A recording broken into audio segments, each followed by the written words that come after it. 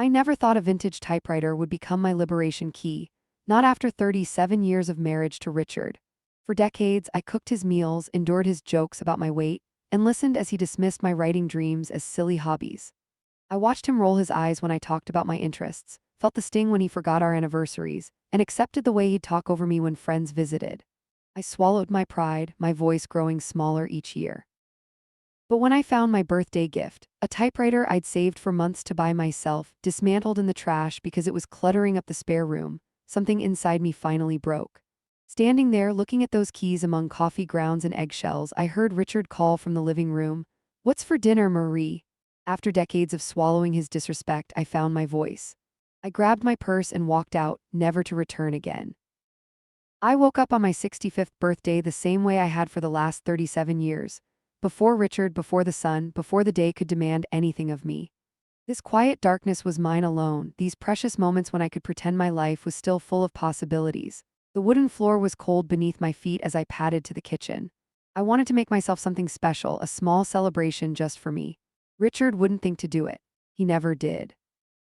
I whisked eggs with a splash of cream, diced fresh chives from my windowsill garden, and grated the expensive Gruyere cheese I'd been saving. Small luxuries I rarely allowed myself.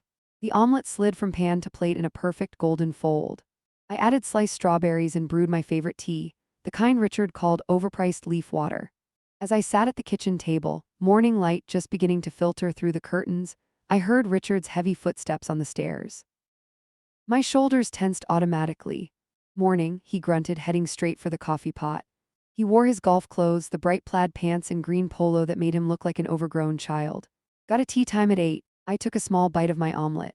"It's my birthday," I said quietly. Richard paused, mug halfway to his lips. "Right, happy birthday." He opened the refrigerator, scanning its contents. "Did you pick up more creamer? This one's almost empty." And that was it. No card, no gift, no special plans, just a reminder to add creamer to the shopping list. I shouldn't have expected more, but after 65 years, hope still stubbornly clung to life inside me. "I'll get some today," I said, my voice steady despite the familiar ache in my chest. Richard gulped his coffee, grabbed his keys from the hook by the door. "Don't wait up. The guys want to grab drinks after." The door closed behind him with a definitive click, leaving me alone with my cooling breakfast. I sat there for a long moment, the house silent except for the ticking of the grandfather clock in the hallway, a wedding gift from Richard's parents who had never quite approved of me. After I washed my breakfast dishes, I went to the hall closet and retrieved the package I'd hidden behind the winter coats 2 weeks ago. The box was heavy, wrapped in simple brown paper with my own handwriting. "Happy birthday, Marie." My fingers trembled slightly as I carried it to the living room. For months, I'd been setting aside small amounts from the grocery budget. $5 here, $10 there. Richard never looked at the receipts anyway. And when I saw the listing for the 1940s Remington typewriter on an online auction site, I knew it was meant to be mine. I unwrapped my gift slowly, savoring each moment.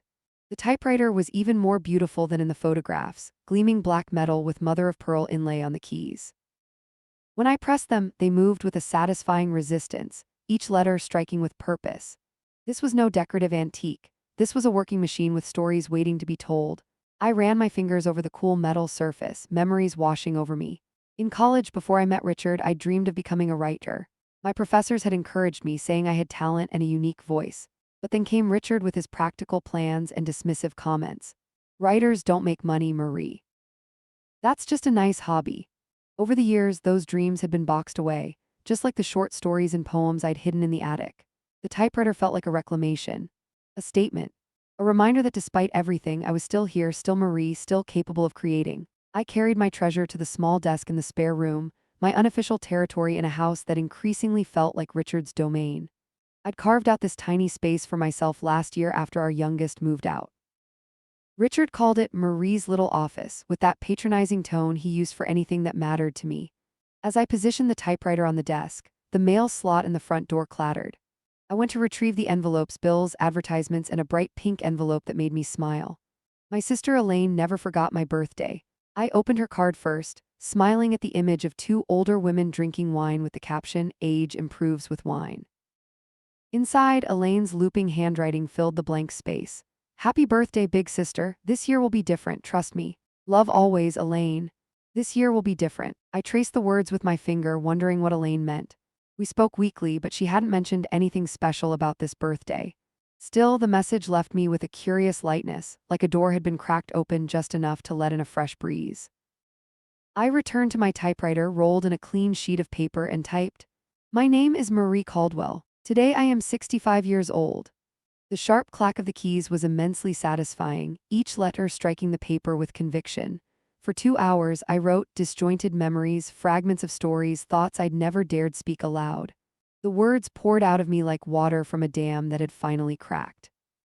I wrote about my childhood, my college dreams, the slow erosion of my confidence under Richard's subtle undermining.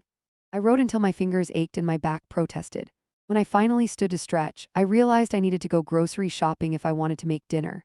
Richard expected meals at precise times, and disruptions to his schedule were met with sighs and complaints.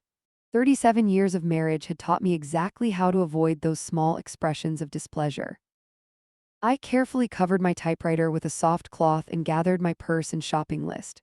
Creamer was at the top, underlined twice. As I locked the front door behind me, I felt a strange sense of anticipation, as if Elaine's words had awakened something dormant inside me. This year will be different. I had no idea just how different it would be, or that in less than 8 hours I would walk out this same door and never return again.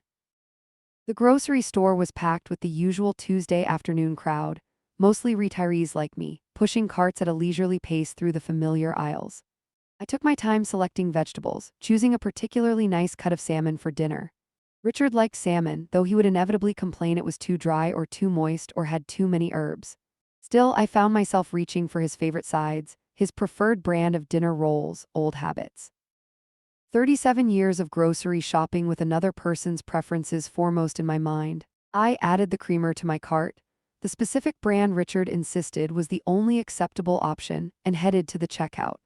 The total was higher than I'd expected, and I hesitated before handing over my credit card. Money had always been Richard's domain. He gave me a household budget and questioned any variances. The typewriter purchase had required months of careful planning, skimping on groceries, claiming sales that didn't exist. "Have a nice day, Mrs. Caldwell," the cashier said, handing me my receipt. Mrs. Caldwell, I'd been Marie Henderson once, a college student with a stack of literary journals under my arm and a head full of stories. When exactly had I disappeared into Richard's shadow? It hadn't happened all at once. It was a slow erosion, like water wearing away stone, one dismissive comment at a time. I loaded the groceries into my 10-year-old sedan, Richard drove the new SUV and headed home, my mind drifting to the typewriter waiting for me. Perhaps I could write for another hour before starting dinner. The house was silent when I returned. I put away the groceries and made my way to the spare room, anticipation quickening my steps. But when I pushed open the door, I stopped short. The room had been rearranged. My desk had been pushed against the wall, the small bookshelf that held my favorite novels was now in the corner, and the typewriter, a beautiful typewriter, was gone. Panic rose in my throat as I searched the room, looking behind furniture, opening the closet. Nothing. I hurried to our bedroom, thinking perhaps Richard had moved it there, though I knew it was unlikely. Not in the bedroom, not in the hallway closet, not in the living room. A horrible suspicion took root as I made my way to the kitchen.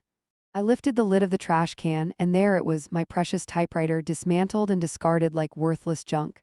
The beautiful black casing was cracked, the pearl keys scattered among coffee grounds and vegetable peelings. Richard had taken a screwdriver to it, separating the components with brutal efficiency. I stared at the destruction, unable to process what I was seeing. The typewriter represented more than just a birthday gift to myself. It was a symbol of the person I had once been, the woman with dreams and ambitions who had been systematically silenced over decades of marriage. The front door opened, and Richard's voice called out, "Marie, you home?" I couldn't move, couldn't speak. My hands gripped the edge of the counter as his heavy footsteps approached the kitchen. "There you are," he said, dropping his golf bag by the door. Johnson shanked his drive on the 17th hole. Funniest thing I've seen in years. I still hadn't turned around. My eyes remained fixed on the dismembered typewriter in the trash. "I cleaned up that spare room a bit," Richard continued, opening the refrigerator. "Got any beer left? That junk was cluttering up the guest room. My brother might visit next month and he needs somewhere decent to sleep." My brother. Richard's brother Carl, who visited perhaps once every 5 years, apparently took precedence over my daily needs. The guest room that had briefly been Marie's little office was reclaimed without discussion or consideration. That wasn't junk, I said, my voice so quiet I wasn't sure he heard me. Richard closed the refrigerator, beer in hand. What? I finally turned to face him. That typewriter was my birthday present to myself. He popped the tab on his beer, foam spilling over the edge. That old thing, it was taking up half the desk. Nobody uses typewriters anymore, Marie. If you want to type, use the computer. I wanted the typewriter. My voice sounded strange to my ears, strained and thin. Richard took a long swallow of beer, then wiped his mouth with the back of his hand. Well, it's done now, no point fussing about it. He walked past me toward the living room. The game's about to start. What's for dinner? What's for dinner? 4 simple words that suddenly represented every expectation, every assumption, every moment of being taken for granted across 37 years of marriage. I stood motionless in the kitchen, Richard's question hanging in the air between us. In my mind, I could see myself doing what I had always done, pushing down my hurt, burying my anger, reaching for the salmon to begin preparing the dinner he expected. I could see the next 37 years stretching before me, an endless repetition of swallowed feelings and silent acquiescence. Something broke inside me then. Not dramatically, not with tears or shouting, but with a quiet finality that felt like ice water flooding my veins. I walked to the hall closet and took out my purse. My hands were steady as I checked for my wallet, keys, and phone. I slipped on my coat, a practical beige thing Richard had selected because he thought the blue one I wanted was too bright. For a woman my age, Richard was settled in his recliner, eyes fixed on the television when I walked through the living room toward the front door. Where are you going? He asked, not looking away from the screen. I didn't answer. There was nothing left to say. Marie, did you hear me? What about dinner? My hand was on the doorknob. I could feel the cool metal against my palm, the slight resistance as I turned it. I stepped outside into the late afternoon sunshine, closing the door behind me with a soft click. The sound held a strange finality, as if I'd closed not just a door but an entire chapter of my life. I walked to my car, my movements unhurried. Richard would assume I was going to the store for a forgotten ingredient, or perhaps throwing a momentary tantrum that would resolve itself when I remembered my place. He would never imagine that I wasn't coming back. I started the engine and backed out of the driveway of the house I'd lived in for 32 years. As I turned onto the main road, my cell phone began to ring. Richard's name flashed on the screen. I silenced it and placed the phone in the passenger seat. At the first stoplight, I took a deep breath and felt something unexpected: relief. The crushing weight I had carried for so long had begun to lift.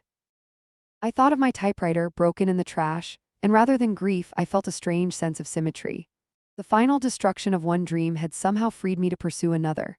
The light turned green, and I drove forward, away from Richard, away from the woman I had allowed myself to become. I had no illusions that this would be easy. At 65, I was starting over with limited resources and decades of damaged self-confidence. But for the first time in years, I was driving towards something, not just enduring what was.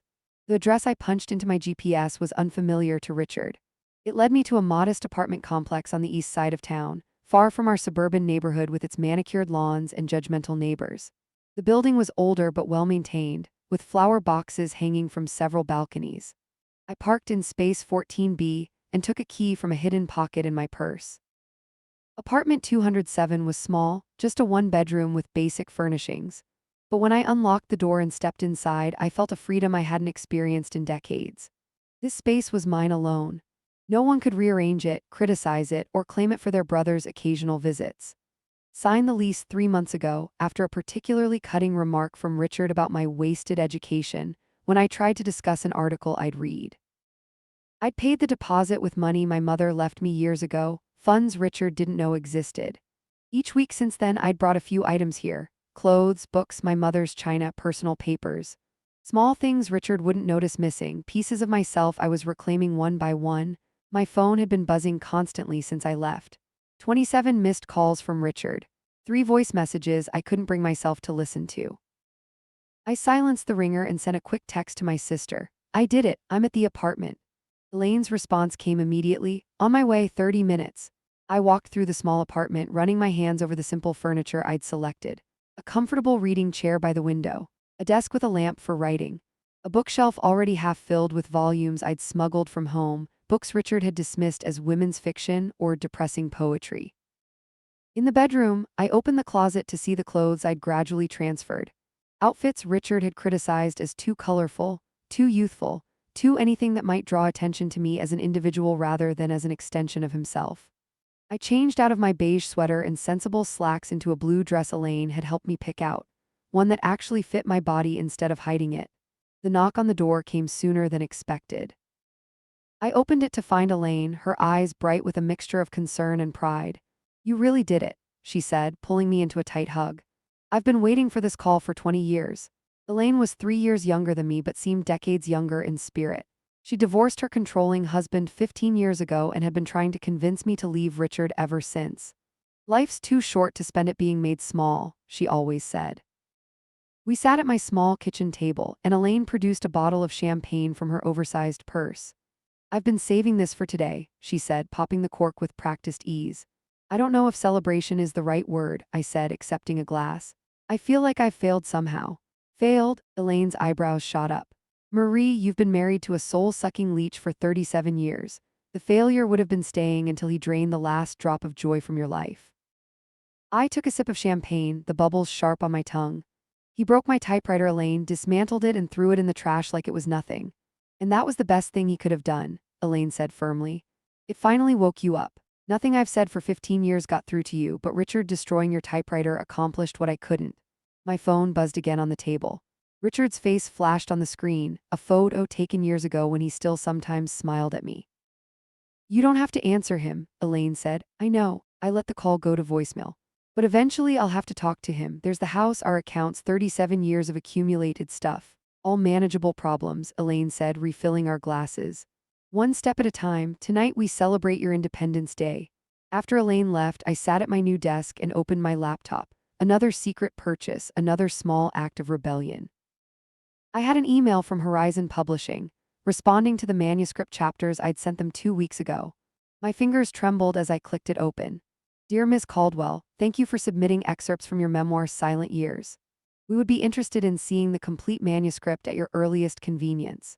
Your exploration of identity loss and reclamation in long-term relationships resonates powerfully, particularly for women of your generation." I read the email 3 times, scarcely believing what I was seeing. For the past year, I'd been writing in secret, sneaking time at the library when Richard thought I was grocery shopping or meeting friends for coffee. The memoir was only half finished, but the editor's response ignited a fire inside me. Someone wanted to read my words. Someone thought my voice mattered. I opened a document and began typing furiously, picking up where the story had left off. The words flowed easily now, without Richard's critical presence looming over my shoulder, without the constant fear of being discovered and ridiculed for my silly hobby. Around midnight, my phone rang again. I expected Richard, but the screen showed my daughter Jessica's name instead. I hesitated before answering. "Mom," Jessica's voice was tight with concern. "Dad called me. He says you've been gone for hours and aren't answering your phone. Are you okay?" "I'm fine, Jess," I said, trying to keep my voice steady. "I just needed some space. He says you walked out without making dinner. That's not like you." Something in her tone, the casual assumption that my primary role was feeding her father, sparked a flare of irritation. "There's salmon in the refrigerator. He's perfectly capable of cooking it himself." "Mom, what's going on? Dad says you're upset about some old typewriter." I closed my eyes, gathering my thoughts. Jessica was 35, with 2 children of her own. She had grown up watching the dynamic between Richard and me, absorbing the unspoken lesson that a woman's role was to accommodate, to smooth things over, to make peace at any cost. It wasn't just a typewriter, Jess. It was what it represented.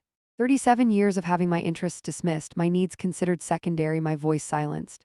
"That can be insensitive sometimes, but no, this isn't about one incident," I interrupted, surprising myself with my firmness.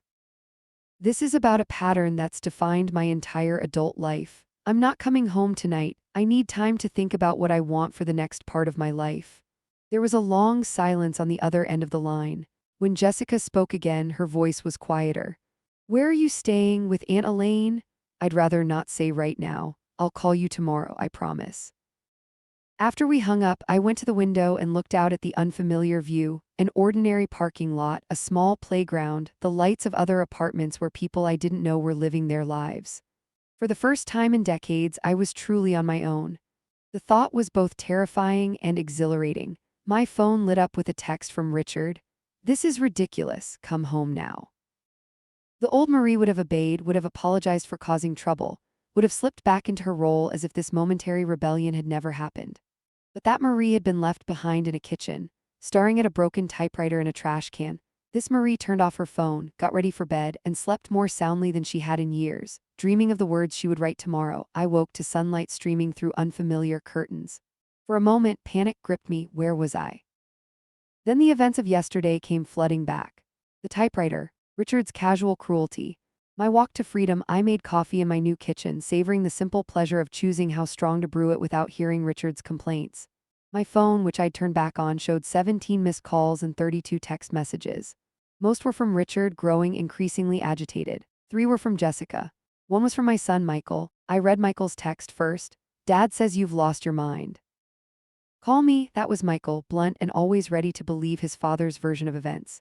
He had grown up idolizing Richard, absorbing his father's dismissive attitude toward me along with his love of golf and conservative politics. Jessica's messages were more nuanced. Mom, please call me, I'm worried.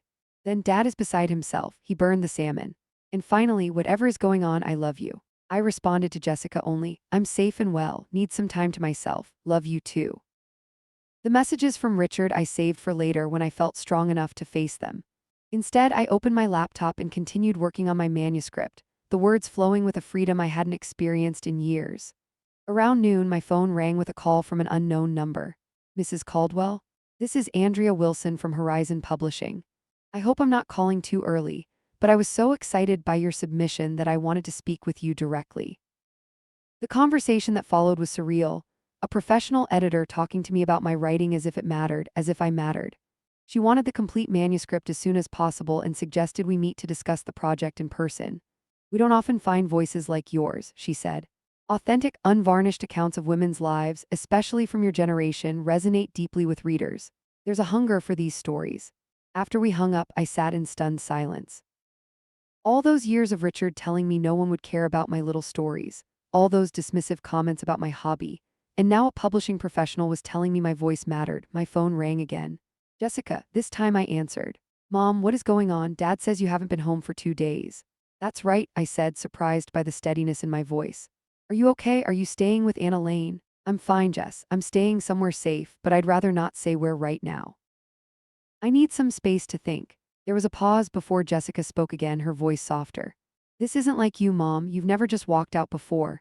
Maybe that's the problem, I said. Maybe I should have walked out years ago. Is this really about a typewriter? Dad said you got upset because he threw out some old junk. The dismissal in her tone, so like her father's, sent a flare of anger through me. It wasn't junk, Jessica. It was a birthday gift I bought for myself after saving for months. But it's not just about the typewriter. It's about 37 years of having my interests, my needs, my very self treated as insignificant. Dad doesn't mean to be insensitive. Whether he means it or not doesn't change the effect, I interrupted. I've spent my entire adult life accommodating his moods, his preferences, his comfort. I've made myself smaller and smaller until I almost disappeared completely. There was a long silence on the other end of the line. When Jessica spoke again, her voice was uncertain. What are you saying, Mom? Are you leaving Dad for real? I don't know yet, I admitted. Right now, I just need time to remember who I am when I'm not being Richard's wife. Another pause. Can I see you, please? I won't tell Dad where you are, I promise. I hesitated, then gave her the address. I'll be here all afternoon. Jessica arrived 2 hours later, her face tight with concern. She stopped in the doorway, looking around the apartment with obvious confusion. How long have you had this place? She asked. 3 months. Her eyes widened. 3 months? You've been planning this for 3 months? In some ways, I've been planning it for years, I said, gesturing for her to sit. I just didn't have the courage to do it until now. Jessica perched on the edge of my sofa, looking uncomfortable. Dad is a mess. He doesn't know how to work the washing machine. He ordered takeout last night and ate it straight from the container. The image of Richard struggling with basic household tasks might once have sent me rushing back to rescue him. Now it only reinforced my decision. He's a grown man, Jess. He can learn. He misses you. He says he'll apologize about the typewriter if that's what you want. I shook my head. It's not about an apology, it's about respect. About being treated like a person with my own needs and interests, not just an appliance that keeps his life running smoothly. Jessica looked down at her hands. You never said anything. All these years you seemed fine. I wasn't fine. I was resigned. There's a difference. Why now, after all this time? I thought about the question. Because I'm 65 years old and I realized I might have 20 good years left. Do I want to spend them as I spent the last 37 being slowly erased? Or do I want to find out who I might have been if I'd made different choices? Jessica was silent for a long time. Then, to my surprise, she began to cry, not the manipulative tears she'd sometimes used as a teenager to get her way, but deep, body-shaking sobs. I moved to sit beside her, putting my arm around her shoulders. Jess, what is it? I think, she said between sobs, I think I understand better than you know. Brett never breaks anything of mine, but sometimes the way he talks about my painting, like it's cute that I try so hard at something so pointless. I see how he rolls his eyes when I talk about my classes. My heart sank. Jessica had married Brett right out of college. He was successful, handsome, and I now realized cut from the same cloth as Richard. She had been recreating my marriage right down to the slow dimming of her own light. Oh, Jessica, I said, holding her closer. You don't have to live that way, you're young enough to change course. She wiped her eyes. I don't know if I'm as brave as you. I don't feel brave, I admitted. I feel terrified, but also more alive than I have in decades. When Jessica left 2 hours later, she hugged me tightly. I won't tell Dad where you are, she promised. And Mom, I'm proud of you. Those words, I'm proud of you, echoed in my mind long after she was gone. When had anyone last been proud of me? When had I last been proud of myself? My phone rang again. Richard, this time I answered. Where the hell are you? He demanded, his voice a mixture of anger and confusion. This has gone on long enough, Marie, come home now. I'm not coming home, Richard, I said calmly. Not today, maybe not ever. What are you talking about? Is this still about that typewriter? Fine, I'll buy you another one. This is ridiculous. It was never just about the typewriter, I said. It was about respect, about being valued. Valued. What are you talking about? I've given you everything. A beautiful home, financial security, a good life.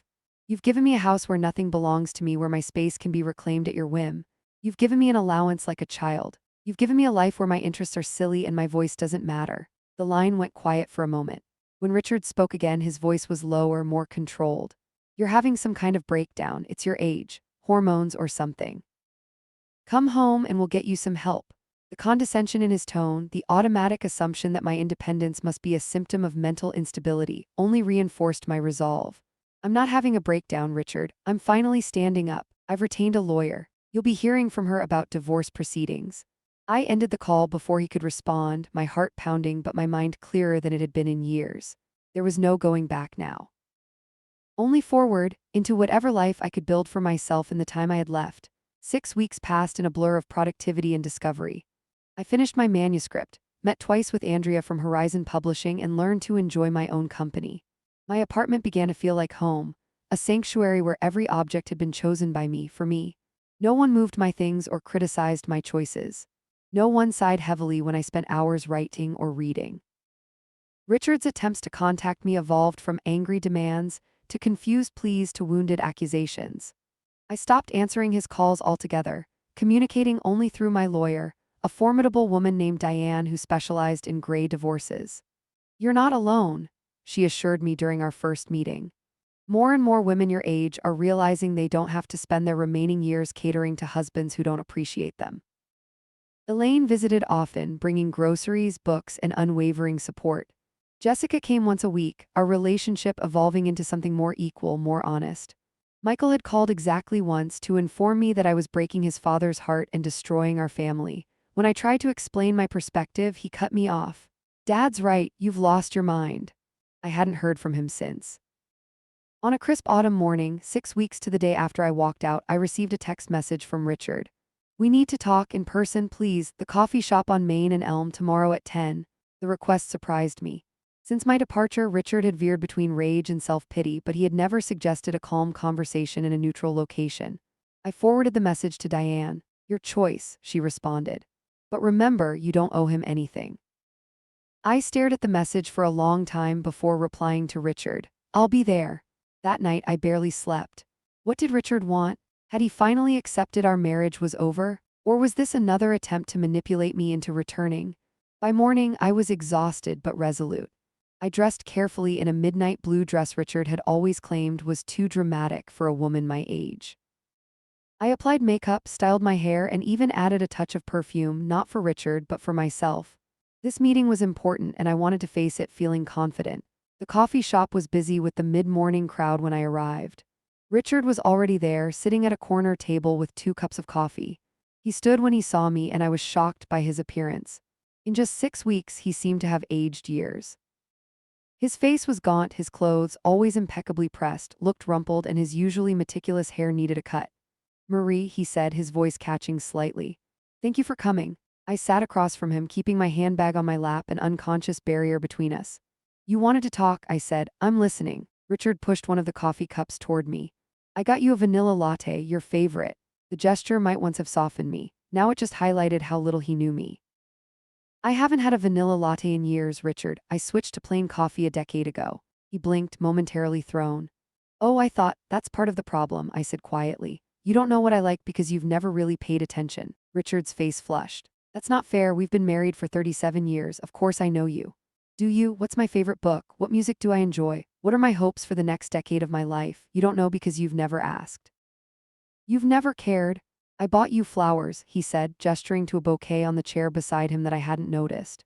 Your favorites, daisies, I almost laughed. Richard, I'm allergic to daisies. I get a rash if I even touch them. I've told you this at least a dozen times over the years. The confidence seemed to drain from him. He stared at the flowers as if they had betrayed him. I thought I was being considerate. You were being performative, I said. Buying flowers you think a wife should want, not flowers the actual woman sitting across from you would enjoy. Richard's jaw tightened. I didn't ask you here to be criticized. Why did you ask me here? He reached into his jacket pocket and withdrew a folded document. My lawyer said I should give you this. It's a settlement offer. I took the paper but didn't open it. I'll have Diane look at it. It's generous, Richard said, an edge creeping into his voice. More than generous, considering you're the one who walked out. After 37 years of contributing to our household and our marriage in ways that can't be quantified on a balance sheet. Richard leaned forward, lowering his voice. This whole thing has gone far enough, Marie. You've made your point. I get it, you're upset about the typewriter. I said I was sorry. What more do you want? I want what I should have demanded decades ago, respect. Recognition that my needs and interests matter as much as yours. I want a life where I'm not constantly diminishing myself to avoid your disapproval. That's ridiculous. I've never stopped you from doing anything you wanted. I stared at him, truly seeing the depth of his blindness. You never had to actively stop me, Richard. Your constant dismissal, your subtle mockery, your sighs of impatience whenever I expressed an interest in something you didn't value, those were enough to make me stop myself. So this is all my fault, 37 years of marriage thrown away because I didn't bow down to your hobby. It wasn't a hobby to me. It was who I was before I met you, who I might have become if I hadn't spent decades being told that what mattered to me was silly or worthless. Richard's expression hardened. And now what? You think you're going to become some famous writer at 65? Move on with some exciting new life? Be realistic, Marie. I don't need to be famous. I just need to be myself, and I already have a publishing contract. The shock on Richard's face would have been comical if it weren't so sad. A publishing contract for what? A memoir about finding my voice after decades of silence. Richard paled. You're writing about us, about me, you can't do that. I'm writing about my experience, my perspective, my truth. No one will believe you, he said, his voice rising. You'll just sound like a bitter old woman trying to justify abandoning her husband. The cruelty of his words hung in the air between us. In that moment, I saw with perfect clarity what I had been too close to recognize for decades. Richard had never loved me, not really. He had loved the version of me that existed to serve his needs, to reflect his importance, to maintain his comfortable life. I'm not abandoning anyone, I said, standing up. I'm saving myself. Richard grabbed my wrist as I turned to leave. Marie, wait, this isn't you. This isn't the woman I married. I gently but firmly removed his hand. That's exactly the point, Richard. The woman you married doesn't exist anymore. Maybe she never did except in your imagination. I walked out of the coffee shop, leaving the flowers and the settlement offer behind. The autumn air felt clean and bracing against my face. For the first time, I had no doubts about my decision. There would be difficult days ahead, legal battles, financial concerns, the painful process of dismantling a shared life. But I would face them as myself, not as Richard's shadow. My phone buzzed with a text from Elaine. How did it go? I smiled as I typed my response. He brought daisies. I'm more certain than ever. As I walked to my car, I felt a lightness I hadn't experienced in years. The future was uncertain, but it was mine to shape. The next chapter of my life would be written in my voice, not Richard's, and for the first time in decades, I couldn't wait to see how the story would unfold. Silent Years launched with little fanfare but found its audience quickly. Women my age wrote to me by the dozens, then hundreds, sharing their own stories of diminishment and awakening. You put into words what I felt for decades, one letter read. I gave your book to my daughter as a warning, wrote another. The modest advance Horizon had offered turned into actual royalty checks. Not life-changing money, but enough to supplement my divorce settlement and secure my independence. The divorce proceedings had been surprisingly straightforward once Richard realized I wasn't coming back. He fought initially, contesting every asset division, but when his own lawyer advised him that dragging it out would only cost more, he relented. I got half of our retirement savings, a fair portion of the proceeds from the house sale, and my personal possessions. Richard kept complaining that I was being rewarded for abandonment, but eventually signed the papers.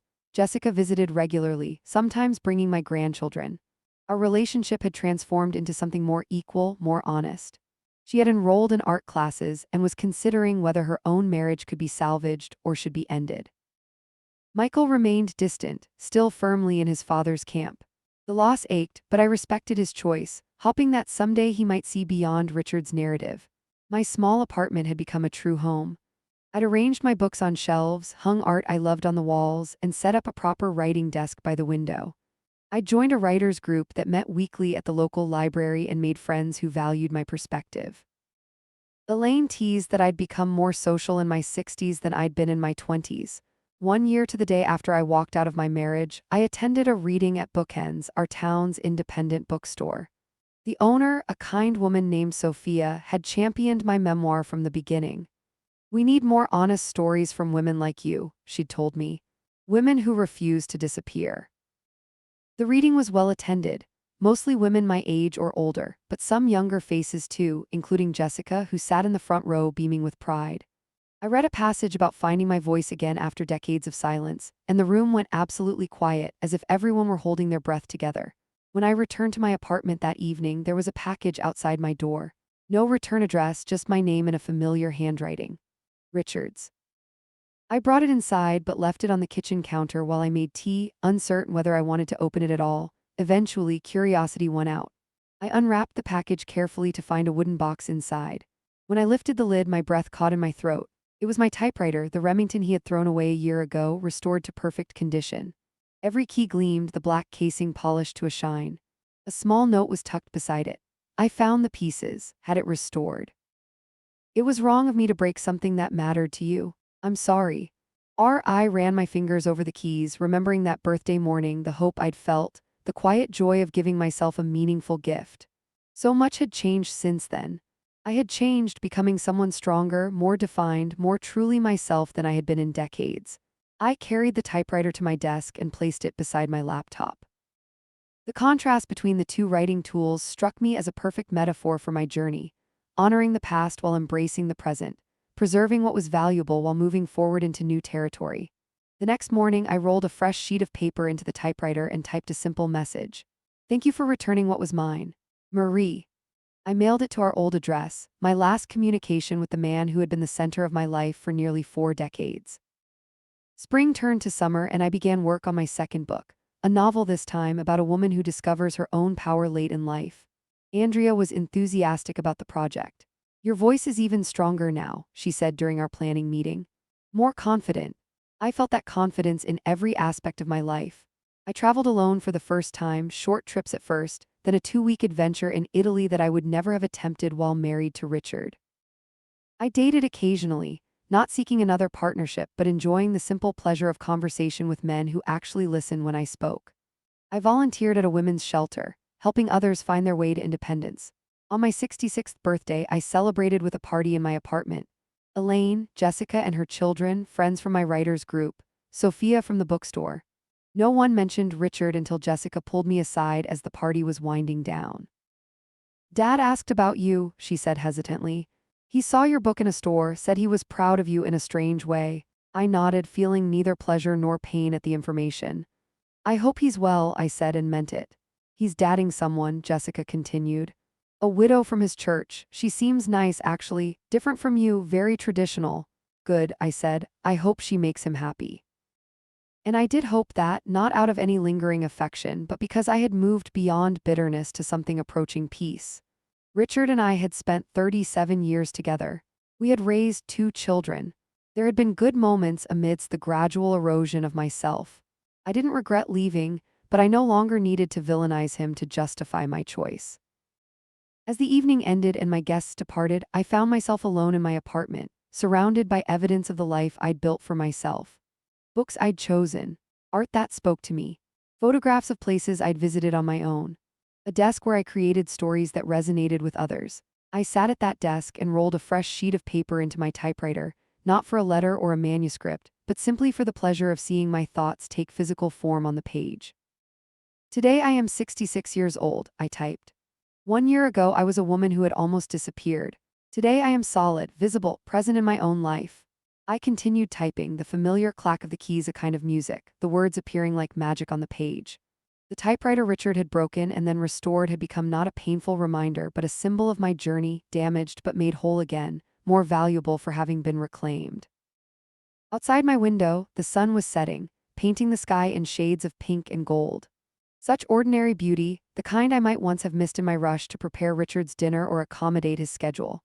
Now I sat and watched the colors deepen, acknowledging the bittersweet truth that had become the foundation of my new life. Sometimes we must lose what we thought we wanted to discover what we truly need. The ringing phone interrupted my reflection. It was Andrea calling with news that a book club with chapters across the country had selected Silent Years for their summer reading. This means more sales, more readers, she said excitedly. And they want you to do some virtual visits with their groups. After we hung up, I returned to my typewriter, adding a final line to my birthday reflection. The silence has been broken. The years ahead are mine to fill with voice. The typewriter keys struck the paper with satisfying precision, each letter an affirmation, each word a step further into the life I was creating for myself. Not perfect, not without challenges or loneliness or regret, but authentically mine. At 66, I had finally claimed the right to my own story, and I would write every remaining chapter in my own voice.